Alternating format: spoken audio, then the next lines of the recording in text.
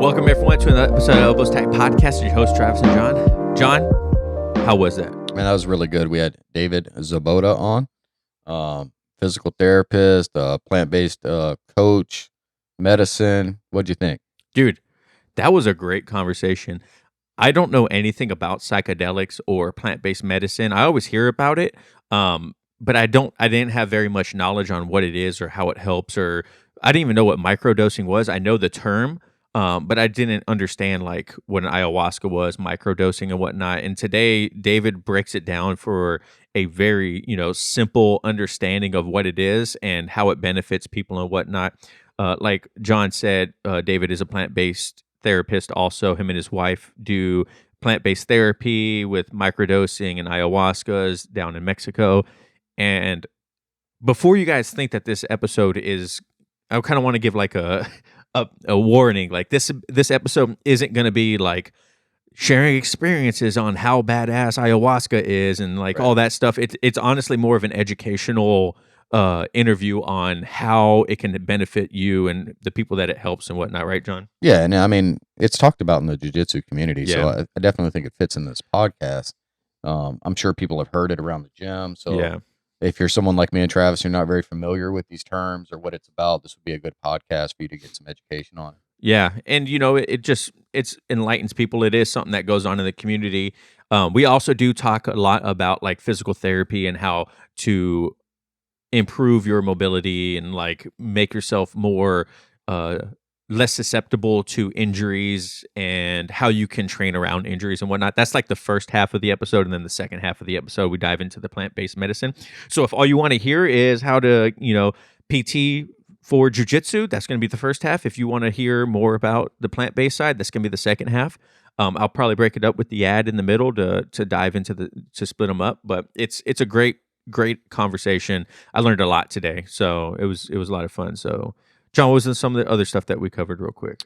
I think you hit it pretty much there. I'd also say we're kind of covering here, I guess you can consider it medicine for the body and the mind. It's just interesting. I'm gonna have to listen to this one again because that was a lot of information. Yeah, I definitely recommend it.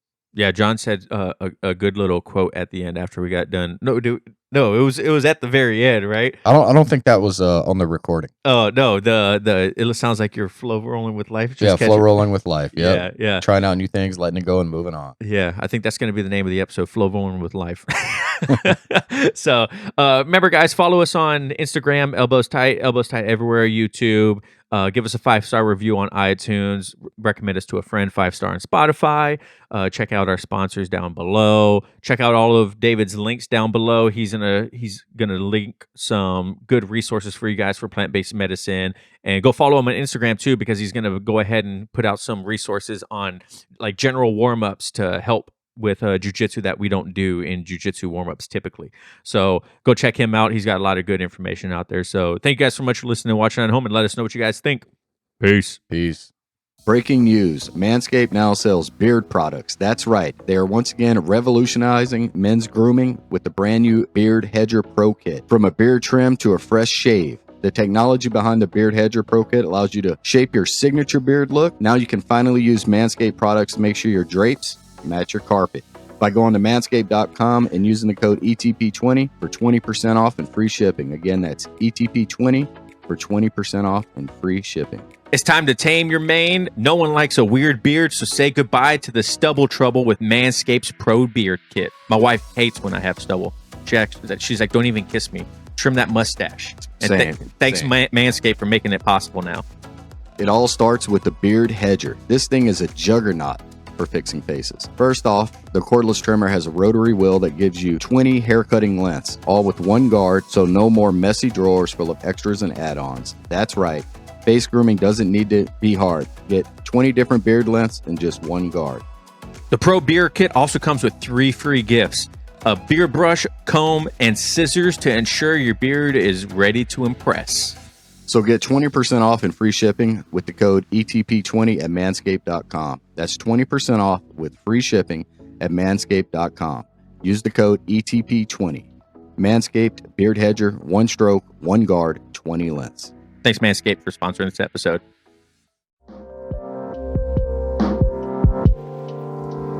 All right, David, how's it going today, man? What's up, guys? It's going pretty well, man. I'm actually really excited to record this now. I just recorded an episode yesterday. This is like my new podcast studio setup. And I hung up more curtains and placed towels strategically around the room to sound dampen things. So let's see how this goes. Yeah. We do the same thing. We have a bunch of stuff on the walls in here, and then recently I bought a backdrop hanger, and so we have our sound blanket directly behind the camera to stop it from bouncing off the doors. Because the first episode we did in this new configuration, I was like, I have to cut every piece of audio of someone not talking because it was just like so bouncy. And it still is there a little bit, but I figured I can edit it and make it sound a little bit better. So how's it feel to have a little podcast studio though?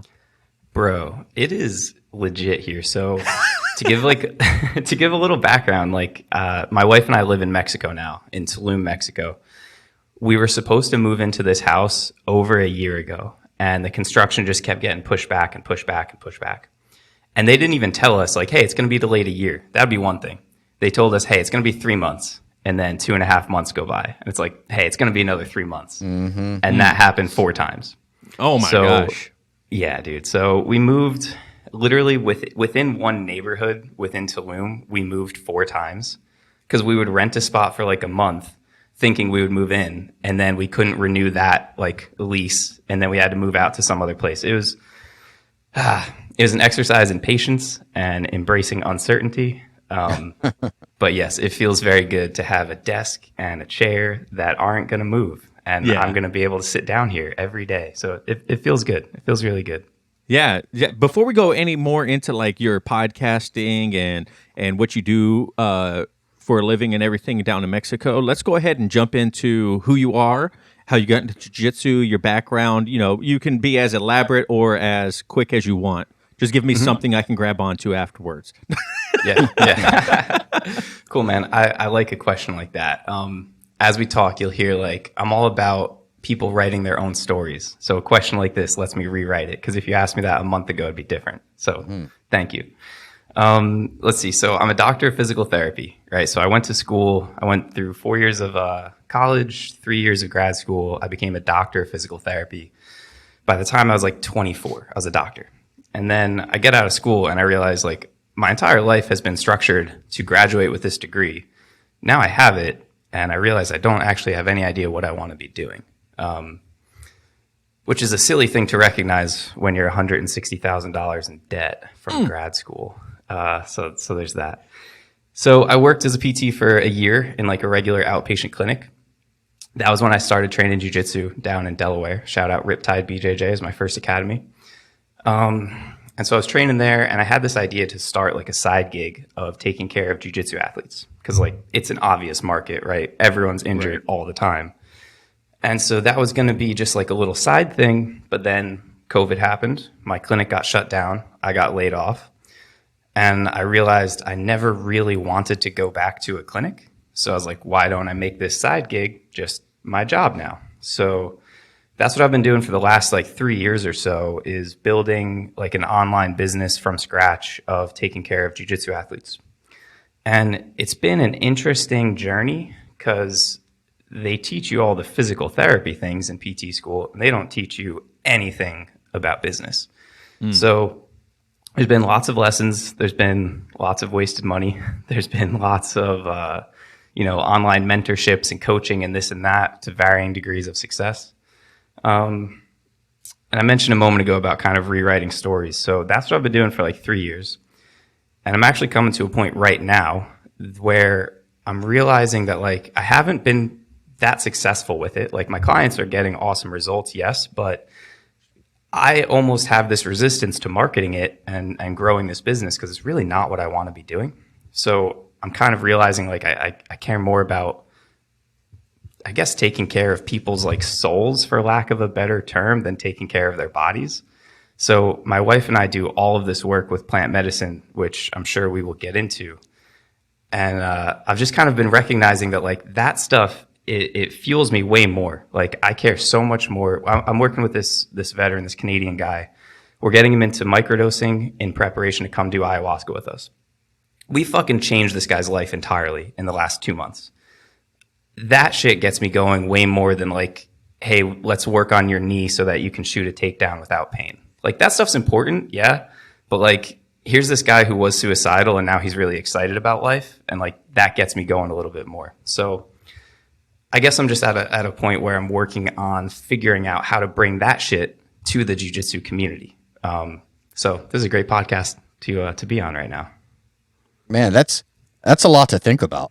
I know that was a long-winded answer. I don't know if that's what you bargained for when you asked me that question, but there you go. No, but I'm trying to think like I could see what you're talking about spiritually, but I could also think like, but you might need to be in good physical shape so you have that good spiritual shape. You know, because if you can't do the things you want to do, then it's going to affect how you feel inside. So absolutely, I mean they go hand in hand. Yeah, they definitely go hand in hand. Even like the physical wellness, I would honestly say should come first. Like, you'll never be spiritually or mentally well if you're not physically well either.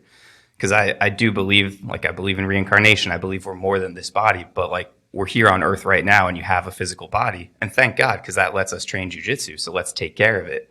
But we need the other pieces in place as well. So that's what I'm trying to figure out, trying to put all of that together in order to help people, like, employing everything that I care about and employing all of my gifts and abilities, not just the PT stuff. So before you got into the plant-based therapy, like you mentioned, you thought you wanted to be a PT. What made you go that path? Like, what was the calling in the first place to go to be a PT and specialize in like knees and want to help the jiu-jitsu community? Well, being a PT came about, I was in high school and I used to be a fat, nerdy, shy, unathletic kid. Sounds like me every day, bro. Some of us don't ever grow out of that, and that's okay. But so I was injured all the time, and I went and got physical therapy because I played football and I broke my leg, and I was in PT. And I was there. I was in treatment for so long that they offered me a job because they hired like high school students to make hot packs and clean the clinic and shit like that. And at that point in time, I wanted to be a chemist. Like I had a whole life plan. I was going to be a materials engineer for Under Armour. That was what I wanted to do when I was like in 8th grade. But my mom made me take this job at a PT clinic. I didn't want to take it because the whole job was just talking to people all day. And here I am hosting a podcast and shit. So we see how well that worked out. You should always listen to your mother. Like, she's always right. It looks everything. Like she was right. Oh, dude, she 100%. I didn't want anything to do with that job, and she like forced me to take it.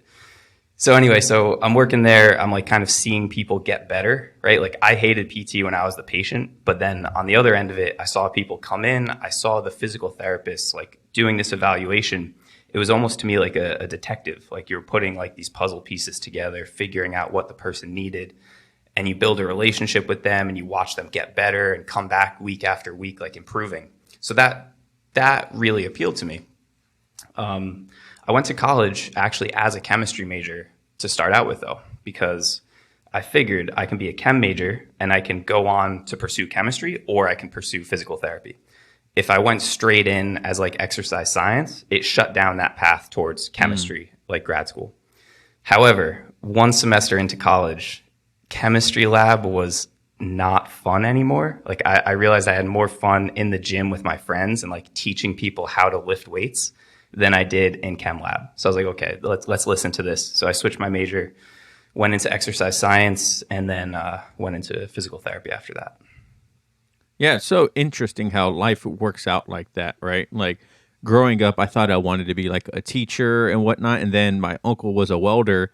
And one day my parents came over to me and they're like, hey, look, we can't put you through college or anything. So either you need to like pick up a trade or you need to join the military. And I decided to do both. And it really like set me down a path of like, you know, like I never thought I'd be on a jiu-jitsu podcast, let alone be doing jiu-jitsu and talk to some of the greatest people in the world. But it's all plays into, you know, where life takes you. And like, sometimes you're like, where is this going? You know what I mean? Kind of like this whole conversation. But it's like, you know, it's kind of crazy how it just like takes off, and then these pathways open, and then you find exactly what you want, and you understand, you're like, oh man, you know, even though I didn't really like that, I'm happy it happened because it led me to where I am now. Like, none of this would have happened if I didn't do that in the first place. Absolutely, man. That's that's life right there, dude. Like you can never anticipate where things are going. It would be boring if you knew exactly where it was going to end up. And I mean, Jordan Peterson talks about this. I think he's just referencing Taoism, but like when you're listening to music, like if you go watch a symphony, like they don't just play the first note and the last note. Like no one would care. It's all about the entire process of getting there, and that's what life is, dude. So, how did you get into jiu-jitsu then? Like, how did that come to inspire? Mostly Joe Rogan, to be honest. Like, there you go. Not even kidding, dude. I'm one of those people. I listened to enough Joe Rogan. He always talked about it, and I was like, all right, let's try this. I had a friend named Ryan in grad school who was, the man is obsessed with Joe Rogan. Like it might not be healthy, and he was just always talking about it to me. So I started listening to the podcast, and then I heard enough about it, and I was like, all right, let's go try this. And from the moment I stepped on the mats, I was fucking obsessed with it. Do you think it attributes because of your physicality as a teenager? You were like, it kind of was feeding that last or that previous life that you had as an athlete. You're like, look, this is so much fun. Like, what was it about it that you were just all about it? Dude, my previous life was not that of an athlete. My previous life was that of sitting on the sidelines injured most of the time. Honestly. Oh, man. And I actually wonder like how much of that I created, like looking back at it now, you know, like I didn't want to be there. I didn't feel comfortable being like in my football uniform, right? Like I didn't feel comfortable in my skin. So anytime I had a chance to be injured, honestly, like I was fucking injured.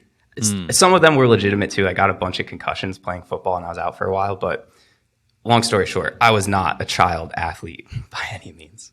So I think jiu-jitsu appealed to me kind of in the same way that physical therapy appealed to me, where it was the combination of the cerebral aspect with the physical aspect. So, I mean, jiu-jitsu is a very cerebral game, but it's expressed with your physical body, right? Like it does not exist just in your mind. So I guess I liked the marrying of those two aspects. I liked that of, you know, all the common things. I like that technique kind of trumps like brute strength. Right? Like if you know what you're doing, you can kind of outmaneuver your opponent. And I think that kind of stuff was obvious to me day one. It was obvious that I didn't know any of it, but it was obvious that like if I stuck with this long enough, I would get to that point also. I kind of like that idea that like a black belt and a white belt are really not different whatsoever. It's just a factor of time that separates them. So that really appealed to me too, that like, hey, if I stick with this, like this is something I can realistically become world-class in the span of my life. And I really like that. So do you have this desire to, because you're a doctor, whatever you put yourself like in, you just try to strive for the best you can do? You know what I mean? How do you approach jiu-jitsu and with the successes you've already had in life previously? Yeah, bro, don't get the wrong idea about me being a doctor and being good at everything. So, well, they both are a substantial time commitment. Yeah. That's why I'm thinking this is true. College, grad school. I guess more than anything, it just shows that like if I want something, I can dedicate massive amounts of time to it and like sort of accept that like deferred payoff, like that delayed payoff of it. But no, dude, during grad school, I mostly taught myself how to cook. I was watching Gordon Ramsay cooking videos, like instead of paying attention in class. So I make a mean fucking steak and I can fix your knee pain. But that's even more impressive. Shit, I am such a failure. Going back to your question, the way that I approach everything, and like this does tie to like why I became a PT, right? Is like at its core is this desire to help people. Kind of my like motto has been always like, if I'm ever like 2 rungs higher than you on a ladder, my first instinct is to turn around and give you a hand up. So it doesn't matter what it is, but if I have something that someone else needs and I'm in a position to share it with them, I will do whatever is in my power to share that. So to me, training jiu-jitsu is a vehicle to help people more. My goal is actually to teach jiu-jitsu and like embrace any possible role to teach, which unfortunately as a 2-stripe white belt, 2-stripe blue belt rather, not a white belt, Freudian slip there, 2-stripe blue belt. It feels like it sometimes. Dude, it does. But unfortunately, those opportunities are few and far between. But like back in my home academy at Silver Fox in New Jersey, like I was the guy that always, without fail, got paired with like the brand new person. And I loved that because it meant that the coach knew that that person was going to have a good experience training with me. And that's my goal, like training with a new person. I want them to have an amazing time because I want them to come back because I know how important jiu-jitsu will be for their life. And they might not even see that yet, but I know it. And so you can definitely be the reason someone doesn't come back to jiu-jitsu. If you just beat the shit out of someone, if you're mad at them, if you're passive aggressive, if you're just disinterested. Like, of course, brand new like trial class guy doesn't know what the fuck is going on. So help him, right? Because I know the impact jiu-jitsu has had on me. So I want every fucking man, woman, and child on earth to train jiu-jitsu. And I want to be the reason that someone comes back. I want to be the reason that someone has a good day. I want to be the reason that someone is encouraged to keep coming back when they're hitting a wall. And I want to be the reason that someone finds jiu-jitsu and keeps training it for the rest of their life. Do you have a plan for your longevity in jiu-jitsu? I listened to you on a previous podcast. And you said you wanted to do this till you were 80 years old if you could. And I was curious, do you have a plan for that? Like, is there something you do where you can go that long without breaking down? No, I would say it's less of like a specific, like step-by-step plan, but it's more a matter of how I approach everything. So it's almost like that will happen by accident by virtue of how I orient everything. So how I orient my diet, how I orient my sleep, my training. Every habit in my life is designed to like maximize health and fitness and function and purpose and fulfillment for as long a period of time as possible. Yeah, I do want to choke out like my great. Let me get this. John's like, dang it, man. I was hoping I was getting some tips from you, but it's all right. We'll get some later. But honestly, though, like that's the thing. Like I don't follow like a specific meal plan. I don't even own a scale, but like not to brag, like I still have abs because like I just eat well and like exercise, right? Like I don't. Periodically, I'll like put more structure into like my weightlifting plan if I'm addressing a specific goal, but it's like, let's choose movements that don't break down your body. One of my mentors always said, make every rep therapeutic. So like if you're in the gym, ask yourself, is this aiding my long-term health or is this detracting from it? And if you, again, orient every decision around that kind of thinking, you're going to win in the long term. When it comes to like the physical therapy side of jiu-jitsu, when you first started, did it catch your eye on, common injuries and things people were doing wrong that wasn't helping their longevity that you didn't see very therapeutic? What were they? Oh, totally. Yeah. I mean, at its core, it's not that complicated. Like doing anything is going to be better than doing nothing. So I think a lot of people spin their wheels thinking about which program to follow, which mobility tools to buy. Like they want to get everything perfect and then start implementing it. But if you look at their lives, they're sleeping like shit, they're eating like shit, and they're not exercising outside of jiu-jitsu. So those are some very simple places to start that you can start with right now that are going to pay massive dividends. So like the best recovery tool is 8 hours of sleep. The best pre-workout is a balanced diet.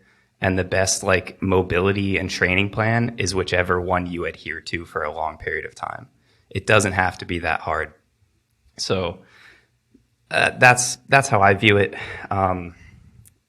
Honestly, like even back when I was in a clinic, I sometimes asked myself, maybe I was just being lazy with my thought approach. Because if someone came to me, like I wouldn't worry so much about identifying which exact structure is wrong in your shoulder, right? Like which exact ligament is it? Which is it your supraspinatus or your infraspinatus or your subscapularis? Like their shoulder hurts. I don't really honestly care why, because the path forward is going to pretty much look the same. It's going to be like find what movements you can tolerate, start there, slowly progress over time. So again, like I had my own mental battles of like, am I just a lazy piece of shit with my like clinical thinking? But no, I stand by that. I think people overcomplicate everything. I think the answer lies in simplicity and consistency. So if you can nail that, like, you're going to win in the long term. I posted this meme the other day. It was like my knees after one takedown attempt, and it was you know, it was you sure did. Yeah. It was like tag me in it. Yeah, tag John in it, right? It was like, not today, old friend. You know what I mean? Yeah. And I feel like knees and back are probably the things that people in jiu-jitsu have the most issues with. Why do you think that is? Yeah, I would agree with that.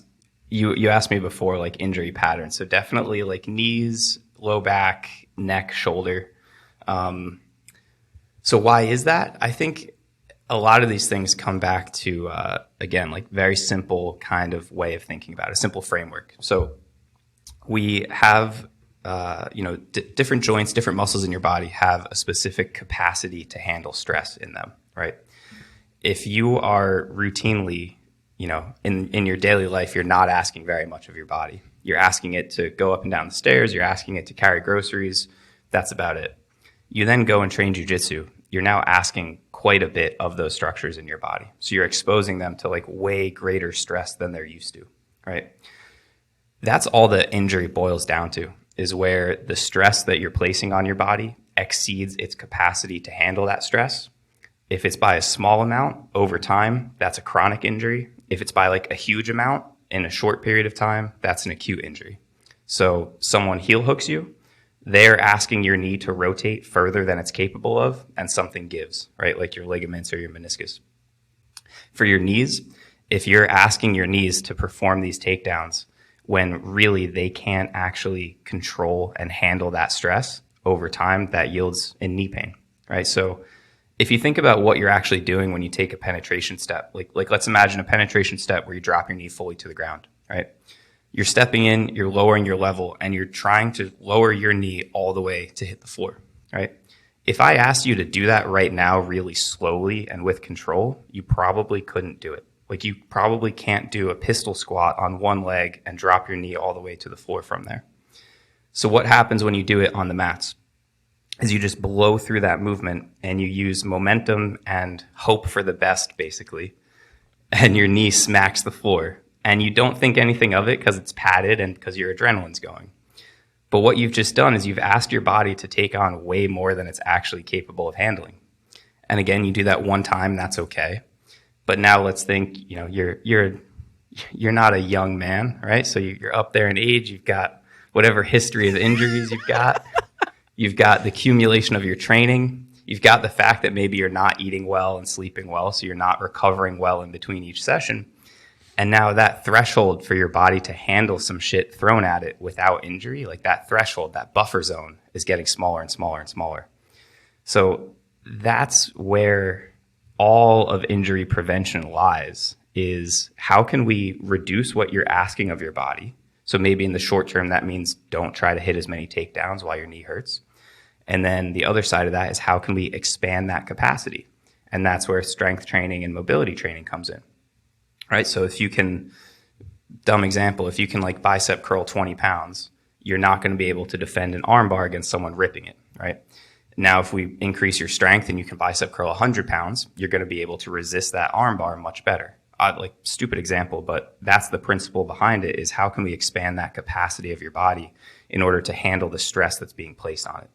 Does that answer your question? Yeah, absolutely. And to kind of dig a little bit deeper into that, we have people that listen to us. Obviously, we're more targeted towards the beginning practitioner.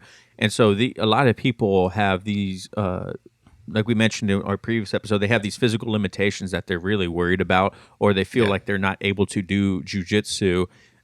Simply because just a lack of knowledge of like knowing what works for them and what doesn't, you know what I mean? Which only comes with time of actually doing it. And then two, some of them actually do have injuries, they've been sedentary for a long time. They're overweight. They're not athletic. And this is their first time doing a combat sport or something like that. How do you think they should approach it in the best aspect for longevity to not, amplify these issues that they might have? Mm-hmm. Yeah, it's a good question, because it's a bit of a double-edged sword, because the last thing I ever want to do is discourage people from training. Right. And I think it's very easy to let things like that be an excuse for not starting, right? Like how many times have you heard someone say like, oh, I'll start training once I'm in shape, once I fix my knee, once I get my cardio up. Those are all lies that you tell yourself. But that's why I want to be careful about how I answer this, because I don't want to push people in that direction. So at the same time, though, you do have to listen to what your body's telling you and sort of respect the limitations. So one of these concepts that I always talk about is training with respecting the weakest link in the chain. So what I mean by that is, take like a bench press, for example. Maybe your pecs can handle bench pressing a ton of weight, but your elbow is flared up. So now as you push the weight, it's bothering your elbow. You can keep going up because you have the strength, but your elbow is telling you, hey, bro, I don't like this. So that's what I mean by like respecting the weakest link in that chain. And as it pertains to training, that's going to look like tapping as soon as someone gets you in a position that even potentially could bother your ankle or your knee or something like that, right? It's like part of that is letting go of the ego, right? Like if someone has you in, I don't know, like single leg X or whatever, yeah, like you shouldn't be tapping just from that position, but like if they're about to sweep you and you know that that's going to fuck up your knee, like just stop, just tap. Like people don't realize they can tap it like anytime. And like, doesn't have to be a submission. Exactly. And if you have a training partner that respects you, they'll listen to that and you can reset or you can work around it or just say like, hey bro, go slow right here.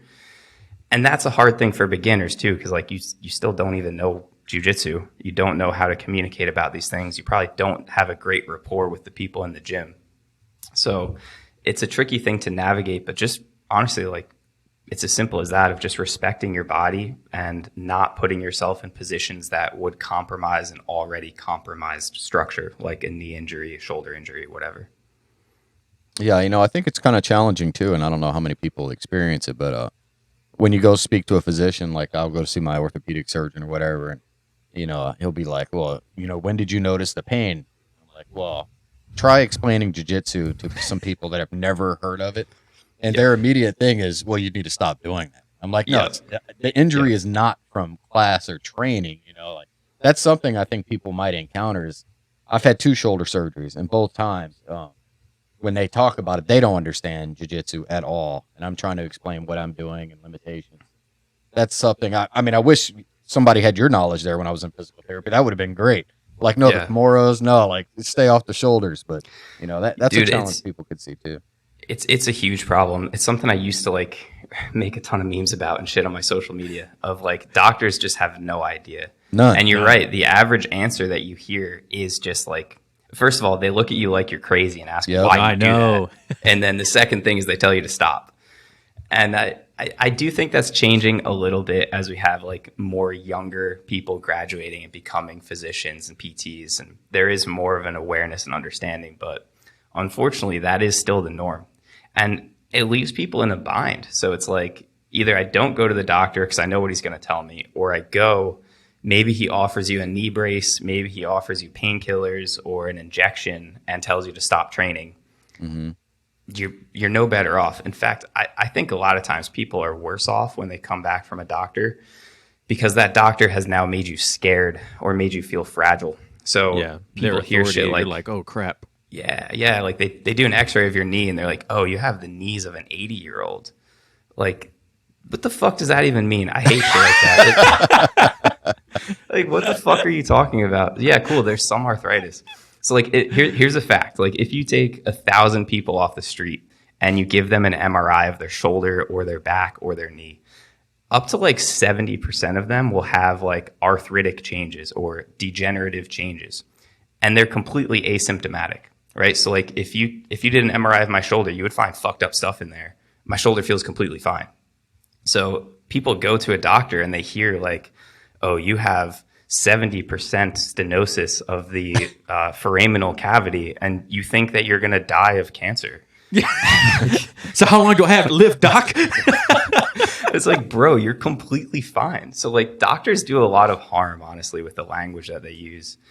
And, that's another one of my kind of core principles is like everything that I try to do, I want to make people feel empowered about their health, right? I want to make you feel like your body is okay and it is within your power to improve it. So maybe your situation sucks, right? Like maybe you've got some like significant things wrong with your knee, but as long as you're breathing, your body is capable of change. Like our bodies are so good at adapting to the stress that is put on them. So that's all that rehab is finding the right starting point where we can start to stress your body constructively, let it like respond by getting stronger, and just progress that over time. The answer isn't take some pills to mask the pain or take a shot to take the pain away.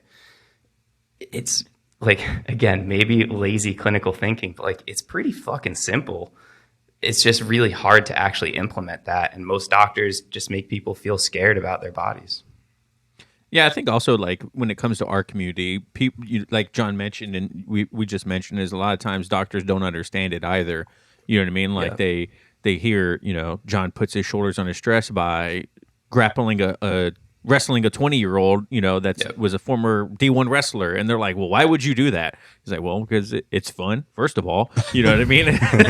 And then two, it's a hobby of mine. Like, it's like I think it's a completely underrated aspect of saying, like you mentioned, like you don't have to tap just from like submissions. If John taps right now because of his shoulder before someone even locks a head and arm triangle in, you know what I mean? Exactly. As soon as they work it up, I'm just like, you got it, you're good. Yeah, so I think that's a great point that people probably don't think about. They think they have this idea that, if I tap from something that's not a submission, one, I'm a bad training partner because I'm not allowing my partner to work, and then two, I feel like I might be overreacting, or any other excuse that they give themselves. But really, you're doing yourself and your training partner a disservice by trying to push it, because if you hurt yourself, now your training partner is out of training another training partner, and you're out of training. You know what I mean? So I think it's a great point that you brought up is tapping, whether it's a submission or not. If you feel uncomfortable in a position, you should stop doing that, because otherwise you're just gonna it's a double-edged sword again. No, thank you for highlighting that, because it is a weird thing. Like that's almost what maturing as a jiu-jitsu athlete is. Is like letting go of that ego of not wanting to tap.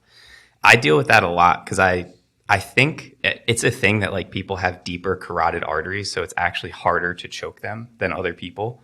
I don't know like how true that is, but I've heard that somewhere. So like it's genuinely hard to choke me. Not that I don't tap, right? But like I can genuinely like chill there in a head and arm choke for like a while. And I've started just tapping as soon as someone puts something like that on, because it's not worth my neck getting mangled for my own like contentment of escaping a choke, which does bring in a weird thing of like I tap, and then do you tell them like, hey bro, that was a neck crank? Because like I want him to get better at doing the choke. So like it's valuable feedback, but I don't want to be that guy. So I normally just keep my mouth shut and I'm like, good job. High five, bro.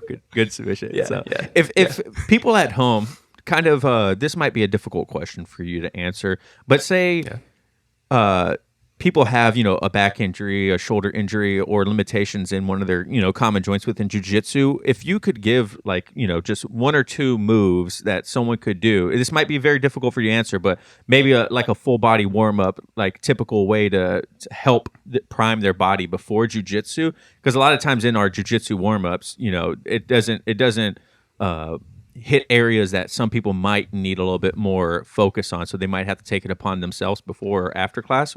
How would you look at that? Yeah, I mean, the whole topic of jiu-jitsu warm-ups is pretty fucked. Like most of them are useless. Agreed. So it is hard to answer that question on the one hand, because like it should be like you should be doing some stuff that's specific to whatever injury you've got going on.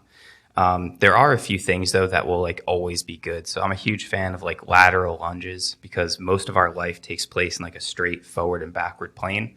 So anytime you can add some rotation or lateral movement into the mix, it's going to be good. Maybe we can even do this. I don't know when this podcast would air, but I could like just go film some shit to put up as like a supplement to this episode. It'll come out on the 1st. So if people are listening to this, it's the 1st. All right, cool. Because lateral lunges are awesome. Open up your hips, get your knee exposed to a little bit of that lateral movement. Anything like bear crawls is really, really good too. The problem is that it's very difficult to actually do it right. So like a sloppy bear crawl would probably be worse than no bear crawl. But if you're doing it right, it's a phenomenal movement. So some stuff like that. And again, like that's why I would rather like almost give some people some videos to watch where I can point out things that would be really boring to listen to on the podcast. Do you have resources maybe that you could send people to besides yourself that they could find something like this, that someone that you like kind of look up to in this aspect? Oh, dude, there's a few other people doing amazing things. So Nick Smith on Instagram, like Smith Ford Strength and Conditioning, I can give a shout out to him. He's got awesome video content. And then a couple of my mentors, I can definitely provide you guys some links to put in the show description. Yeah, because now I feel bad that I'm drawing a blank on his Instagram you're good. Account. If you guys are listening to this, check the show notes. I think what matters more than like you have to do this move or, you know, this is the best stretch that you could possibly be doing is pick something and do it regularly. So I kind of have this idea that I've been kicking around in my head of like a 5-10-30 system where you spend 5 minutes doing whatever like specific warm up you think you need. You spend 10 minutes of exploring movement. So honestly, I'm a big fan of using some cannabis to assist with this, where you're not moving in any specific rigid way. Because jiu-jitsu is pretty unpredictable, right? Like there's certain pathways that, you know, your body is exposed to more, like closed guard, single leg X, whatever, these things that we find ourselves in. But it is very unpredictable of how you're going to flow in between those movements. I don't think we spend enough time training that. You go to the gym and you do 3 sets of 10 reps of, you know, a perfectly linear movement. That hasn't really prepared your body or your brain very well for the demands of jiu-jitsu. So I think people need to spend a little more time like exploring their body, like just get some open space in your living room or something, move the couch out of the way and just move around and like see what happens, see where your body feels stuck, see what feels good, see where it doesn't feel good, like see where it's painful. And then every 30 days or so, changing up how you approach that. So like you have whatever routine you're sticking to for 5 minutes a day, like every day, 5 minutes, I do push-ups, I do lateral lunges, and I do planks, for example. And then after a month, you change that up and you stick with another thing for 5 minutes a day. So I guess that's kind of one message I keep coming back to in this conversation is like consistency over, you know, one perfect exercise. The best exercise is whatever you do every day. Well, consistency is big. I mean, even in jiu-jitsu, right? We're like, how many times are you going to show up to class a week? You know, you're looking for consistency in pretty much everything. It's the only way you really get better. Right. Totally. So let's dive into, you mentioned that you like to do that 5-10-30 with a little bit of a devil's lettuce to help out with you know, plant-based therapy and stuff like that. Let's jump into how you got into that. I think that's a perfect segue to lead into this. So what? Just how I got into the plant medicine stuff in general? Yeah. Just to kind of get the background of it first, and we can dive a little bit deeper into it. Support for Elbows Tight is brought to you by Manscaped, who is the best in men's below-the-waist grooming. Manscaped offers precision-engineered tools for your family jewels. Manscaped recently launched the Ultimate Men's Hygiene Bundle, the Performance Package. Join over 4 million men worldwide who trust Manscaped with this exclusive offer for you. 20% off and free worldwide shipping with the code ETP20 at manscaped.com. If my math is correct, that's about 8 million balls. That's a lot of balls, Johnny. When Manscaped reached out to work with us, I instantly thought, yes, what a deal. I've been using Manscaped products for a while now, and when they mentioned helping out with the podcast, I thought it was a no-brainer. I have the Lawnmower 4.0 now, but I had the Lawnmower 3.0 and absolutely loved it. Also, most people think about Manscaped as just trimmers, but really they have ball deodorant, ball toner, the weed whacker, which is your favorite thing, right, John? Yeah, I love the weed whacker. Look, I'm about to hit like 45 years old, so I got hair growing out of everywhere now. So it's coming out my ears. I'm like, man, where is that weed whacker? It's definitely my favorite. Get 20% off and free shipping with the code ETP20 at Manscaped. That's 20% off with free shipping at manscaped.com and use code ETP20. Unlock your confidence and always use the right tools to get the job done with Manscaped. So I guess there was a point in my life where my personality was strictly based on the podcasts I listened to, because I told you I got into jiu-jitsu because of Joe Rogan. And then I also was obsessed with this guy named Sam Harris, who was he's a speaker, a neuroscientist. He's like a hardcore atheist, which I used to be as well. And he talked a lot about neuroscience. And that was another interest of mine always, was just like how our brain works, fascinated by it. And he talked about using psychedelics as a means to sort of explore human consciousness. So I've always been interested in like meditation, neuroplasticity, just kind of like exploring what our brain is capable of. So I listened to Joe Rogan enough to try jiu-jitsu, and I listened to Sam Harris enough to try LSD when I was in grad school. Same guy, Ryan, actually, who got me into jiu-jitsu, gave me the acid. So he's been a major influence on my life. Yeah. So that was kind of my first experience with it, was just purely out of interest in neuroscience. And like I said, I used to be a hardcore atheist, and then I took LSD, and I was like, well, I'm definitely not an atheist anymore, because a lot of shit happened that I could not explain. And then, just remained interested in it, kind of dabbled. I kind of put myself on like a microdosing program when I was super depressed at one point in my life, towards the tail end of PT school. I actually just told all of these stories on an episode of my podcast. So if people are interested in hearing all of my harrowing LSD journeys, I have a whole episode about that.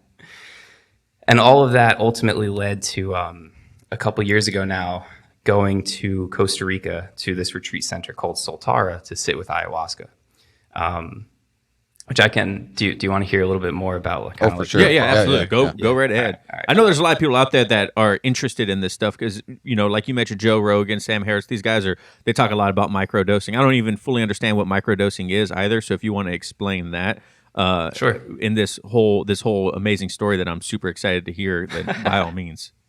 All right, I'll tell you the story of like what brought me to work with ayahuasca, essentially. So, and what's an ayahuasca? That's like a spiritual. Yeah, thank you please at any point like pause me and I will explain more. Okay. It's almost this trap you fall into of like running in the same circles where you assume that everyone knows everything. So for real, thank you for pausing me there. So ayahuasca refers to this brew. It's sort of a tea almost. It's this concoction that is made by people of the Amazon rainforest. They've been using this for thousands of years, these like indigenous tribes. And what's so crazy about it is there's millions of plant species in the Amazon. It's the most biodiverse place on Earth in terms of different species of plants. Out of every single one of those plants, there are only two that, if you combine them in the right way, produce this very potent psychedelic tea. And the crazy thing is, either one of those plants by themselves does nothing. So that's a huge mystery right there of how the fuck did they figure that out, right? Like no amount of trial and error would get you there. And actually, if you ask them, they'll tell you that the plant spirits taught them. They have some very interesting like origin stories of all of this stuff. So anyway, that's what it is. It's a psychedelic tea that's brewed out of these two plants, the ayahuasca vine and the chacruna leaf. Give you a little bit more info, why not? So the ayahuasca vine contains something called an MAO inhibitor. So you've heard of DMT, like Joe Rogan smokes DMT, right? So the chacruna leaf has the DMT in it. DMT, Joe Rogan smokes it because it's not orally active. If you eat it, it gets broken down right away by enzymes in your stomach. That's why you have to smoke it to get it into your bloodstream, okay? The magic of these two plants is that the ayahuasca vine has something that stops the enzymes in your stomach from breaking it down. So it allows you to consume it orally and have an effect. And that's why like the two plants by themselves would do nothing. But in combination, they let you trip for like 6 hours, like 4 to 6 hours. So ayahuasca is used traditionally very ceremoniously. There's a lot of ritual around it. There's a lot of ceremony around it. It's a sacred thing to these people. And there's some problems, honestly, with the industry right now, where you can buy ayahuasca on the dark web and you can go to someone's living room in Brooklyn or like San Francisco and you can do it with some white guy with dreadlocks, and that's very problematic. So these indigenous people down in Peru, like it's a sacred medicine to them. It's spiritual healing, right? So they believe that whatever is ailing you, it has like a physical, a mental, and a spiritual component. and they can use the ayahuasca, they can work with the ayahuasca to heal you. And it should be performed by, we use the term shaman. They usually don't actually refer to themselves as shamans. They prefer the term maestro, or which means like teacher or master. So a maestro is someone who's dedicated his life to working with these plants. So my wife and I were affiliated with a center down in Peru that's fully owned and operated by these Shipibo people. And our maestros have been serving ayahuasca for like over 25 years each. They're like a married couple. So is that a good primer on ayahuasca? Do you have follow-up questions, or should I launch back? Well, you're talking about it. I'm like, how does that compare to like peyote? Like that's what for some reason I was just thinking about that in my head, 'cause I know that's also a psychedelic experience and it's got some religious background to it. But totally, yeah, I think you said this one is like 6 hours, and I was thinking peyote, I believe, is a couple days. I was just curious. Yeah. It's there's definitely similarities. So I haven't sat with peyote yet. I actually really want to. So if you know a guy, let me know. But if you listen to this, you know someone, let David know. There's might get a bunch of DMs after this episode. Definitely similarities in that it is like a sacred sort of ceremonial rite. It's my understanding like a dose of peyote, or like a peyote ceremony, I guess, would kind of run like all night. I know like the Lakota people, I think that's what they do, is they have like a teepee, like a sweat lodge kind of thing, where you're up from sunset to sunrise, like gazing into a fire, essentially. I could be wrong. Honestly, I don't know too much about that. I wouldn't even call myself an expert on ayahuasca, but that is definitely what I know the most about. But yeah, definitely similarities there. So anyway, so I guess just from being interested in psychedelics, from being kind of dipping my toes in this world, I'd heard about ayahuasca, kind of knew what it was. It sort of felt like that was the next step on my path, so to speak. And you'll hear people in the world of ayahuasca, you'll hear us talk about feeling called to work with the medicine. And it really is this thing where you just feel something deep inside yourself that is calling you towards seeking this out. And if you're not feeling that, I don't think that you should work with it at all. Like, it's not something to be taken lightly. It's definitely not something to be taken recreationally. But if you feel something within yourself saying like, hey, I think this is the next thing for me, then you should listen to it. And I was feeling that. So this happened. Did you feel like at peace, or just like more, I guess, just more calm, more with yourself after an experience like this? Like, oh, dude. So the biggest takeaway that I got from working with ayahuasca was basically that everything is exactly perfectly as it should be at all times. So previously I had so much anxiety. I like wouldn't be able to make any decision. I had no idea how human beings made decisions, because I would be looking at two paths. Like, I could take this job or that job, and I would weigh every single pro and con. I would play out the entire rest of my life, like down each path, and try to figure out what was the right way to go. I was like paralyzed by simple decisions. I also like put a lot of pressure and stress on myself. I was one of those people who never thought I was good enough, never thought I was doing enough.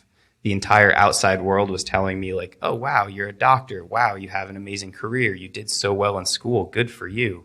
And on the inside, I felt like a fraud, because I was like, I'm a failure and I suck at everything I do. Why are you telling me that I'm doing a good job? So the first time I worked with ayahuasca, it kind of took all of that away. Made me feel good about myself, probably for the first time in my 25 years of life at that time.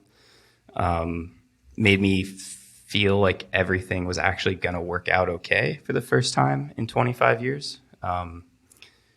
So that's, in a nutshell, what came of that. It also changed some other behaviors that let me actually, I met my wife at that retreat. And so that was one of the things I was there to change as well, was my behavior in like romantic relationships, because I used to be kind of a fuckboy, and I would like date multiple women and be sleeping with multiple women at the same time. Partially for like the validation of like, hey, people like me, people are into me. And also partially to create drama in my life. Because it was much easier to like deal with the drama that came with talking to 5 girls at the same time than it was to start a business, than it was to start a podcast, than it was to do any of these things that my soul was actually called towards. So I don't know if you're familiar with Stephen Pressfield, but he would call that like a shadow life, where you're creating all of this shit just to get in your own way, to hold yourself back. Right. So working with ayahuasca let me kind of put all of that to bed and dedicate my life to one woman who is my amazing wife that I live here in Mexico with now. So did you find it help your jiu-jitsu at all? That's a good question. I was just curious. No, it's a really good question, because I do think that psychedelics in general help my jiu-jitsu. I think there was maybe so much else going on I didn't notice it. I was also earlier on my path, so I was like a brand new blue belt when that happened. So I actually bet that like now I would be better able to answer that question of like if it really changes things. I don't know. That is a good question. Interesting, right? You got the blue belt blues, and then you're like, nope, it's gone. You're good. It could be. Do you feel like it's made you more like calm in life and in like stressful situations, like jujitsu? Like, you know what I mean? Just like because it. Yeah, like we put, like you mentioned, we're put in so much uncertainty in such a short period of time with just one jujitsu class. I can imagine it's just your mind. You know, you have like this whole new aspect and view on life. You're probably more willing to be like, it's all right, man. I'll get out of this. Honestly, I would agree with that. And even the mindset that I was talking about before of like, I'm in a head and arm choke. I could sit here and survive this and let my neck get mangled, but I don't need to, right? Because like, I know that he's not choking me. I don't need to prove it to anyone. Right. So I would say no one else is watching anyways, and no one cares. Yeah. Yeah.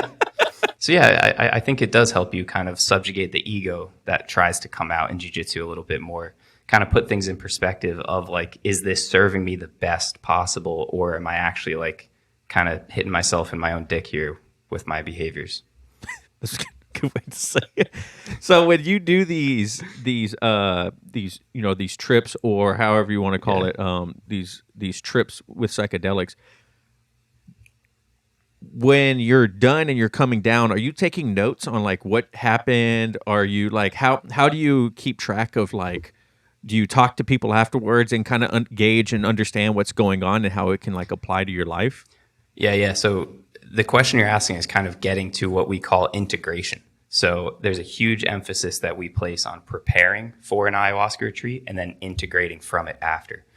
Because you go and you have this ineffable experience and you fucking meet God and you see all of these things laid out with so much clarity. And then you come back and you're supposed to just go right back into your daily life back in New Jersey. Like, it's not going to work out very well. So that process looks a little different for each different person, but normally it does involve a lot of journaling, and not like you're trying to take notes to frantically capture everything that you learned, because you won't be able to. But it's more so of trying to kind of put together these pieces into a holistic new you that you take going forward. So honestly, an amazing analogy for a jiu-jitsu retreat is to think about going to like a week-long, did I just say a jiu-jitsu retreat? A good analogy for an ayahuasca retreat is to think about a jiu-jitsu seminar. Sorry.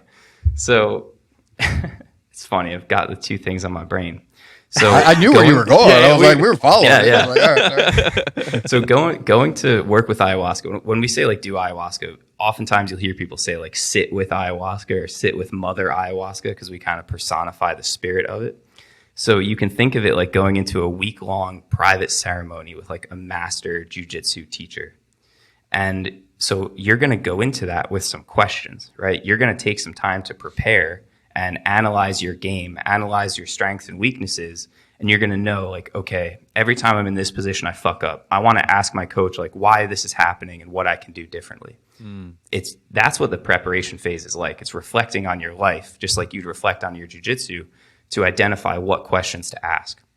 But then the crazy part is you might get to that lesson. Let's say you're like, hey coach, I really want to work on this inverted armbar. And the coach is like, well, hey, your finishing mechanics for a regular armbar actually really suck, and we have to start there. Are you going to say, no, I'm paying you and I want to learn this? Or are you going to accept that the coach has a different thing for you to work on, and you have to learn to like let go of your expectations and accept whatever it's teaching you? So that's like a direct analogy to working with plant medicine. If I'm so attached to what I think I'm supposed to get out of this, then I'm not going to learn anything, because the coach is trying to show me something and I'm not being receptive to it. And then to further the analogy here, so let's say you go to this week-long camp, like I went to the Origin camp up in Maine a couple years ago. You're getting like 24/7 jiu-jitsu instruction from all these different coaches. You can't possibly bring every single thing home that you learned. No amount of frantically writing notes or filming everything, you're not going to be able to absorb it all, and that's okay. Your goal should be to come home from that with like 1 to 3 things to really focus on and sort of like drill them back at your home academy until they're part of your game now, until you've mastered it. And that's what integration from ayahuasca is let's identify like 1 to 3, maybe 5 things that we can start working on, that you're going to journal about, you're going to meditate on these things, you're going to try to put them into practice when these situations come up, and you're going to drill them in your life until that's just part of who you are now. It's the first thing that came to my mind when you talked about the integration into your life after these experiences, the abrupt, like, okay, it's over now. Like you mentioned, I'm just going to go home to Jersey and it's all going to be good, right? No, you need that time to understand what it all meant and everything like that. And it reminds me of when we have, we both are vets, and when we have guys come back home from being, at the time of war, a lot of times they get just a couple days of, flying over, debrief, and then it's, hey, you're back at home in, safe times, you know what I mean? And a lot of people have a hard time breaking the mindset of, I'm at war. And do you feel like it's a plant-based medicine is great for veterans because it kind of like it helps them break that cycle? You know what I mean? Absolutely. I would say where the benefits come from is it allows them to start to shift their identity. And your point is I don't know how true this is. I'm not a veteran. I don't know too much about the community. But like in World War II, when you got home from fighting, you were on a cargo ship for like 6 months with all of your friends, able to kind of share all these stories, decompress, and just be among those dudes for like 6 months before you get home. And then we have Vietnam, where like you could get blown up in the jungle and you're home with your family like 48 hours later.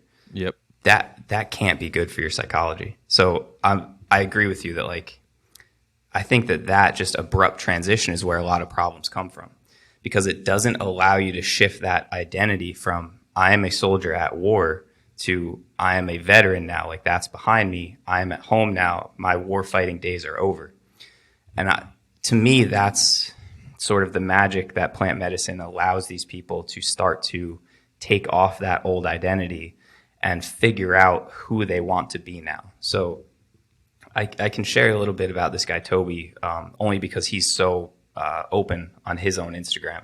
I normally wouldn't divulge the details of everyone I'm working with, but this guy, he served 3 tours in Afghanistan. He was like Canadian Special Forces, and his service ended when his buddy stepped on an IED, and Toby actually has fragments of this guy's fucking leg bones embedded in his body as shrapnel. And he told me the other day, and this is the guy that's been microdosing with us for a couple of months to come off of his SSRIs, to come off of his antidepressants in preparation to go sit with ayahuasca. And he told us the other day that he was looking around his house and he's got like all of the flags and all of the patches and he has a replica of the exact rifle he carried with him every day. He's got it like all mounted on his wall. He's got his fucking bloody uniform and boots in his closet that like have his best friend's blood on them. And he was telling me that he's realizing he doesn't really need these things in his house anymore, because looking at those things every day and holding on to them is literally reinforcing that old identity of who he used to be. And basically, Toby doesn't want to be that anymore. Like, he doesn't need to be a fighter anymore. He needs to be a grandfather. He needs to be a husband. He needs to find a new mission, find new ways to serve people. But he's not in Afghanistan anymore. And all of the behaviors, and this is another thing I think comes through with PTSD, is that all of the behaviors that kept Toby alive when he was in Afghanistan don't help him anymore, right? So being hypervigilant, that keeps you alive when there's IEDs embedded on a road that you're walking down. Being hypervigilant when you're at the grocery store does not help you, right? So I think that that's just one other aspect that people need to recognize as it pertains to PTSD is like a lot of the symptoms are actually behaviors that served that old identity, and it served them very well. And that's why they're so ingrained, because you needed them to stay alive. But that old identity, it doesn't apply anymore when you're retired, when you're at home. And so we need to learn to let go, to kind of put down those behaviors that served us, to let go of those roles that you used to be, and figure out, who do I want to be if I'm not that? And how can I build a bridge to start living like this new guy instead of living like this guy who was over there fighting wars? And I'm going to pause and ask if you guys can like relate to that, because I'm sitting here, 28-year-old dude who's never been to war, and both of you guys, I think, have. So I'm curious if what all I've said is resonating with you or not. Well, I think what you're saying resonates with a lot of military people in general. You got to figure some people do 20, 30 years and they're separating, right? That's been who they are for a majority of their life, especially starting young. So when they get out, they have a hard time adjusting.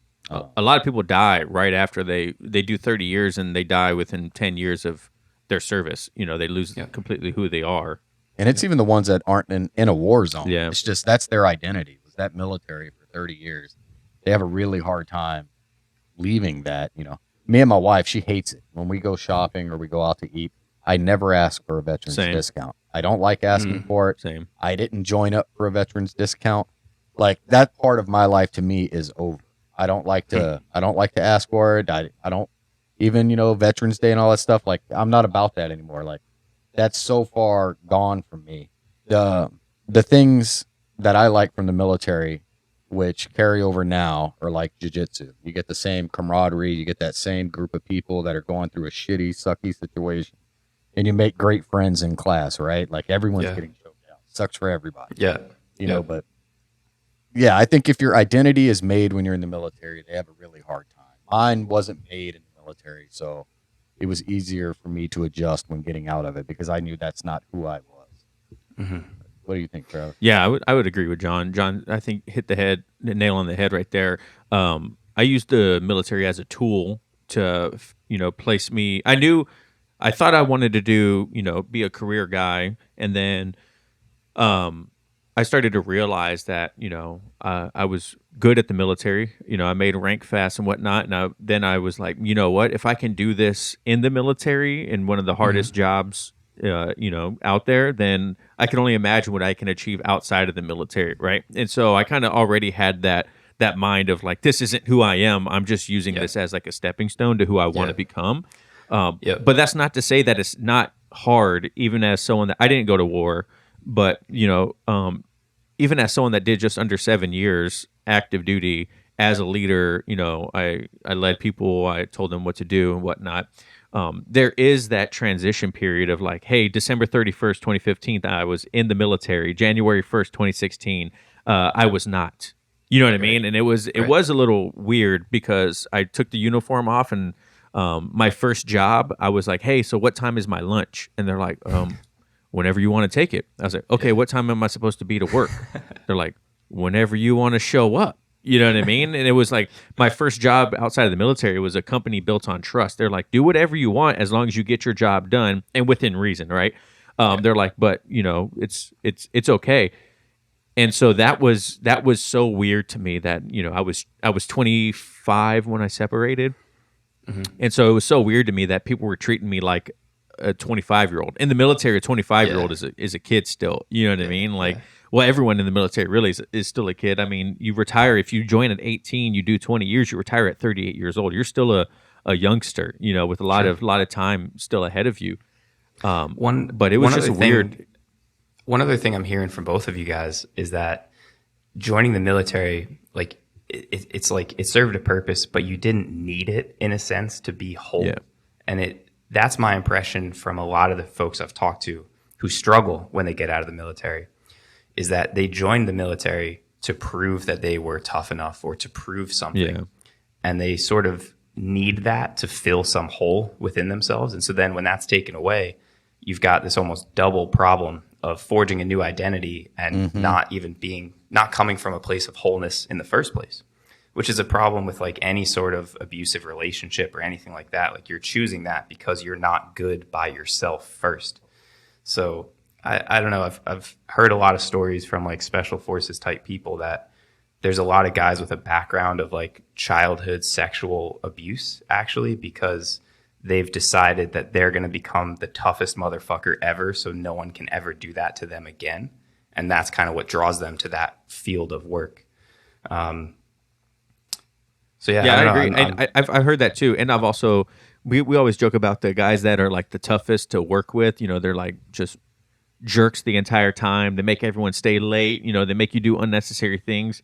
It's like that guy was probably bullied in school, and now that he has power, he's probably taking it out on everyone else. His frustrations from his earlier life before, you know, he was a air quotes no one. You know what I mean? But everyone is someone. But you know, and that's, you know, that's true. We run into those people all the time. It's like they didn't have anything before the military, and then they make rank, they get power, and then they don't know how to handle it because, you know, they've always been the marginalized person or whatever, and so some of them, you know, do take it to the extreme like that. Yep. And then kind of tying that back to how plant medicines stand to help these people, I think on the one hand it comes to just generating a better relationship to yourself. So if you were sexually abused when you were a kid, you've probably learned that you're a worthless piece of shit and you deserve to be abused. You deserve to feel like trash all the time. And again, like my wife works with women in like narcissistic and abusive relationships. And it's the same thing there. It's like, I think that I deserve to be treated like a piece of shit. So I'll seek out external circumstances that confirm that. And in a way, that's actually like what manifestation is, just on like this inverted way of looking at it, of confirming that everything is terrible. So healing kind of starts from a place of improving that relationship to yourself, of recognizing that you're worthy of, at the bare minimum, being okay, if not, you know, worthy of receiving love, worthy of receiving respect from people. And that's definitely something that plant medicine can show you. Of course, that's not, plant medicine isn't necessary for that. Of course, you can get to that place on your own, but a lot of people struggle. And so the plant medicine can sort of show them that it's possible. And then you can find the path back to that on your own. And again, that's something that we place a huge emphasis on, is that the plant medicine itself will not fix you. Like mushrooms do not fix you. They can help you a little bit, but you have to fix yourself. And that looks like, you know, journaling, affirmation, meditations, taking care of yourself, taking care of your physical body. But the plant medicine won't fix you.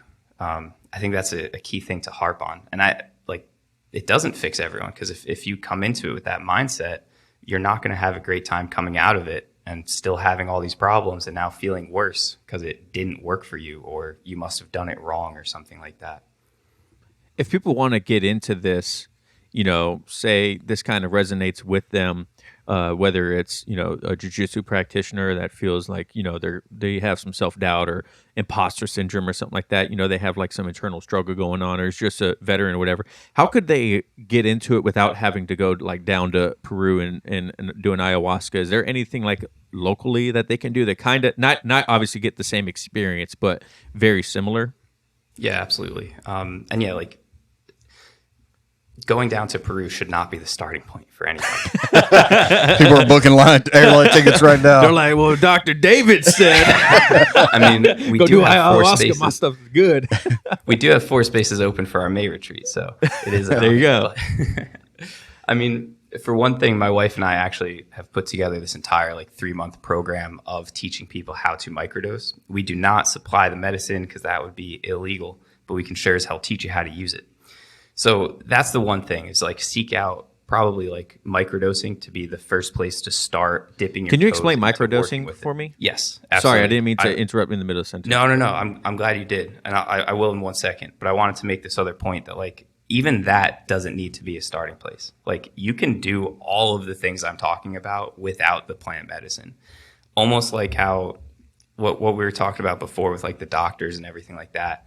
I never want anyone to feel dependent on anything outside themselves to fix them.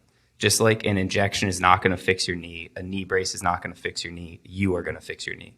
So ayahuasca will not fix you, microdosing will not fix you. You are the person that is fixing yourself. I want to drive that point home. So you don't have to microdose to start on this path. Start going to the fucking gym. Go to bed an hour earlier and wake up an hour earlier. Use that hour to meditate or to journal or to pray or to sing. I don't know. Do something other than what you're doing right now if your life is in shambles, and it will improve.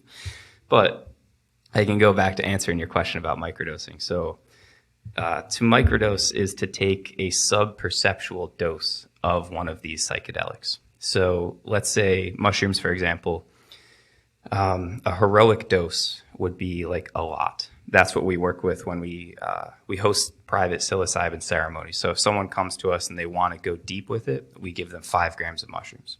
That's a lot.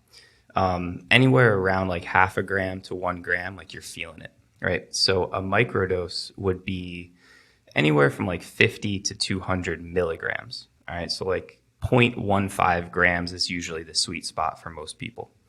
So what happens when you're taking that is that, like I said, it's sub-perceptual. So you're not tripping, you're not seeing colors, you're not hallucinating at all. What you are doing is you're making some changes to your brain chemistry that have very subtle but very profound effects. So the way that I always used to describe it is if I took a microdose in the morning, I would just go about my day like normal. Maybe I would stop and look at the grass and be like, damn, that looks really pretty today, right? Like I might have a nice conversation with my mom and not get agitated. And then I would go to bed and reflect on the day and be like, damn, today was a pretty good day. I wonder why. And then you kind of remember that you took a microdose that morning. That's a good way of thinking about it as far as like the sub-perceptual aspect goes. Is it's just a little boost for everything that's going on. And again, it's not a fix by itself. So if you're an anxious person, it might actually make you feel more anxious because it kind of amplifies whatever is going on in the background.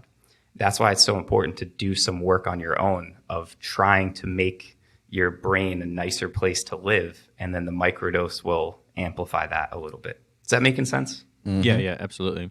Cool. So you mentioned earlier before we started recording that you have a Jiu-Jitsu camp coming up. Is that going to be with microdosing and Jiu-Jitsu, or can you go into a little bit of detail on that? Yes, sir. So I can say that the plant medicine aspect is optional. So let's say there's some federal employees who wanted to come. You definitely don't have to partake, of course. So, but no, that's my vision for it is it's not just a jiu-jitsu retreat. It's kind of the world's first plant medicine, holistic wellness jiu-jitsu summit. That's kind of how I'm referring to it in my brain.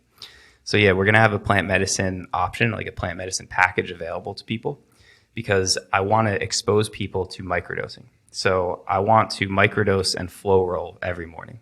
I don't think that there's enough flow rolling that goes on in jiu-jitsu.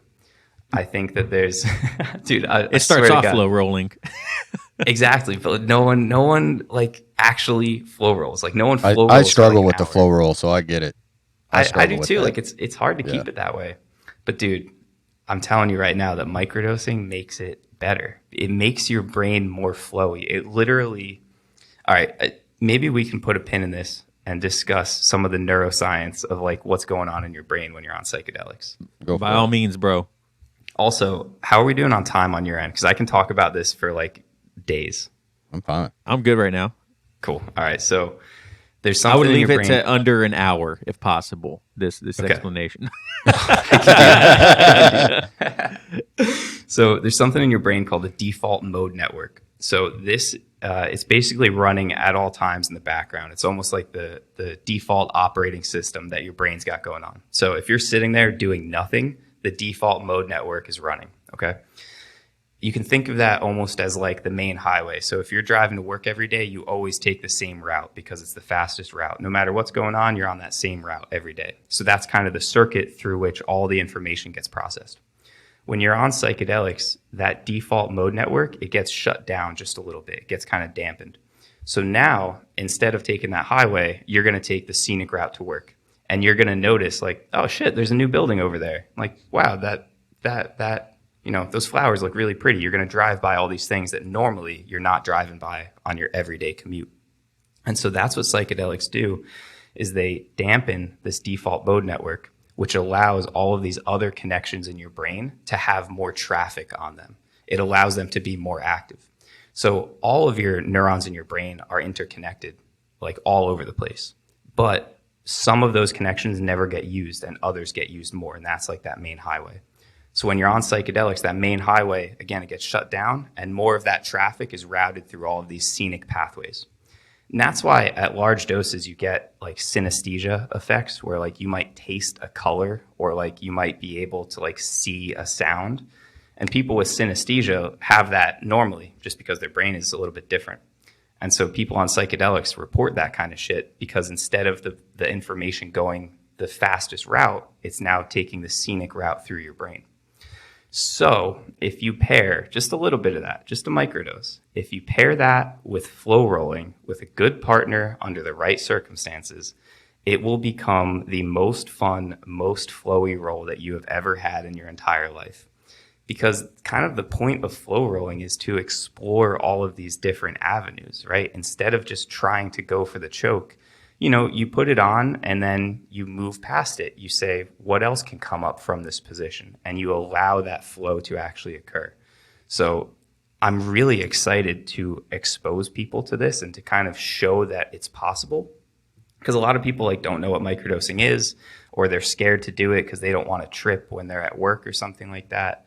So I'm really excited to just show people the possibilities here of taking the medicine with intention, like setting an intention, saying a prayer as you take it, and then using it for that purpose of exploring a more flowy state of being. The camp is literally called Flow State Jiu-Jitsu. What's the time frame on that? It is August 3rd through 10th. If that first week sells out, because we've got pretty limited spots, I think we got 12 spots. If that first week sells out, we're going to open a second week right after it. Where can people find this at? You can go to becomingohm.com. That's our website for all of the retreats in plant medicine. So becomingohm.com/flowstate. Or if you just go right to the website, you'll see like a retreats tab at the top. You can go there and read about our Peru retreats. You can read about our microdosing stuff, and you can find our jiu-jitsu camp. What do you think is stopping microdosing from becoming more of a mainstream or socially acceptable thing? Because I don't know, it sounds like from just having this conversation with you, more people would benefit from an experience through plant-based medicine. Well, I'm thinking it's like you can go to almost any jiu-jitsu gym and there'll be CBD products in there, right? Yep. You know what I mean? Lotion, but you're not going to see anything as far as the microdose that I haven't seen. Yeah, me neither. I think the biggest barrier in terms of that stuff is just the legality of it. So, 10 years ago, you didn't see CBD because hemp products were illegal, right? So 10 years from now, you're going to see microdoses on the shelves. There's kind of some problems actually going on right now in the whole landscape of psychedelics because people are recognizing that legalization is coming. So just like 5-10 years ago, we had huge investments into like marijuana cultivation. So we're starting to see that happening now with psilocybin cultivation, and kind of any time that corporate money starts getting thrown around, there starts to become more and more fuckery involved. Yeah. So the beautiful thing about psilocybin is it's actually really easy to grow it yourself. Not that I'm recommending anyone break any laws, but again, certain parts of the country, it's actually completely legal. And kind of the funny thing is like you can buy the spores, you can buy all the equipment legally, and then to actually grow it is illegal. So like the federal government's just fucking up. But that's probably the biggest barrier because it is seeing more and more adoption. It's seeing more and more kind of mainstream popularity, right? We got Aaron Rodgers talking about ayahuasca. Like it's in the mainstream culture. It's in the mainstream mindset now more and more. The only thing that's lagging, honestly, is the legality. And even that's starting to change, and it will continue to change over the next decade. I believe it's legal now in like Denver, right? Yeah, Denver, it's totally legal. Certain areas have decriminalized. Actually, I think Washington State, it might be decriminalized, but not fully like legal yet. You guys would probably know more about those finer points of the legal system than me. I just hope I don't get sued mostly. We'll let you know after this podcast. I'm like, I need David's contact information. Never listen to you guys' podcast again. This guy ruined my life. But yeah, but David, hey man, I just want to thank you so much for coming on the show today. This was a phenomenal conversation.